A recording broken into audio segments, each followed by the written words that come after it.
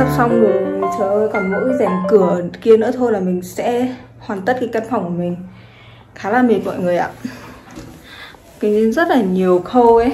Vì cái căn phòng của mình nó rất là nhỏ. Thế nên là để mà trang trí mà làm sao mà nhìn nó không bị rối mắt đấy. Tại vì mình khá là nhiều đồ, mình phải sắp xếp làm sao mà không bị rối mắt này, mà để cho cái căn phòng của mình nó vừa gọn gàng mà lại nó vừa kiểu xinh một chút đấy, giống như kiểu mình muốn ấy, thì khá là vất đấy. Mình đã phải ở đây tầm 1 tuần rồi thì mình mới gọi là cố định được mọi thứ đấy, rồi order hàng các thứ nữa về decor các thứ ấy, thì nó cũng mất một khoảng thời gian đó. Thì bây giờ thì mới chính thức là mình nghĩ là cũng khá là ổn rồi để có thể là quay video cho mọi người xem. Cũng không có gì gọi là to tát đâu, tại phòng mình nó rất là nhỏ ấy.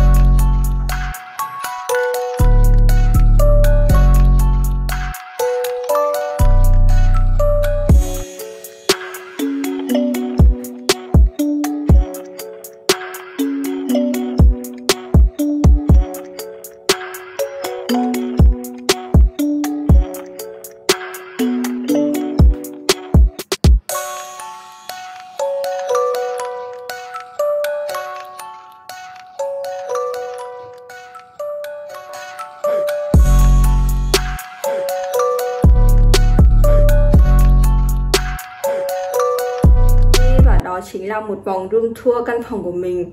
Thực tế thì căn phòng của mình nó chỉ có vỏn vẹn tầm 15-16 mét vuông thôi. Thế nên là cái quá trình mà trang trí cũng như là setup cái căn phòng này nó khá là tốn nhiều cái tư duy của mình một chút để làm sao mà sắp xếp mọi thứ nó gọn gàng ngăn nắp ấy. Mà mình thì có khá là nhiều đồ. Nếu như các bạn nào mà thuê cái căn phòng nó vuông vắn mà nó ít cái chi tiết hơn ấy, thì các bạn sẽ dễ dàng gọi là decor setup hơn theo cái ý của bạn. Còn đây khi mà mình đến đây thì nó có bàn bếp rồi tủ của thứ thì nó đã khá là cũ rồi, tại vì căn phòng này đã cho thuê qua rất là nhiều năm rồi. Vậy nên là nó sẽ không còn như mới nữa. Những cái vật dụng ở đây nó khá là cũ, cái màu gỗ các thứ thì nó cũng không còn đẹp nữa. Vậy nên là mình cũng phải tốn thêm một số tiền để mình dán lại những cái gì mà mình không ưng mắt cũng như là không thuận mắt của mình. Vậy nên khi mà bạn thuê phòng ấy thì các bạn cũng chú ý về những cái chi tiết này. Hy vọng là mọi người sẽ thích cái video này và đừng quên like, subscribe cho kênh YouTube channel của mình nha. Hy vọng là cái video này sẽ giúp cho mọi người có cảm hứng để dọn dẹp cũng như là thay đổi trang trí căn phòng của mình làm sao mà đẹp hơn, thuận cái ý của mình hơn để cuộc sống của mọi người sẽ vui hơn mỗi ngày nhá. Bây giờ mình sẽ đi nấu ăn. Xin chào mọi người và hẹn gặp lại mọi người trong những video tiếp theo nha. Bye bye.